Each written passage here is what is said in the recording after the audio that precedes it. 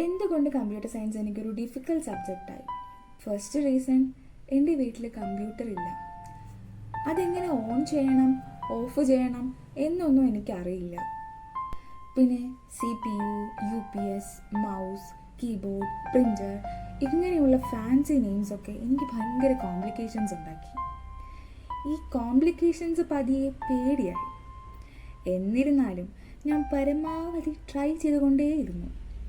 അങ്ങനെ പേടി മാറി കൗതുകമായി.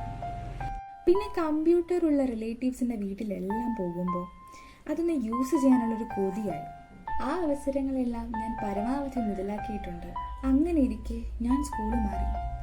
അതുവരെ പഠിച്ച സ്കൂളിൽ 7th സ്റ്റാൻഡേർഡ് വരെ ഉണ്ടായിരുന്നുള്ളൂ. ഞാൻ മാറിയത് ഒരു CBSE സ്കൂളിലോട്ടാണ്, അതും ഒരു കോൺവെൻറ്റ് സ്കൂൾ. എന്തിനാ ഞാൻ കോൺവെൻറ്റ് സ്കൂളിൽ നിന്ന് സ്ട്രെസ് ചെയ്ത് പറഞ്ഞതെന്ന് അടുത്ത റീലിൽ പറയാം.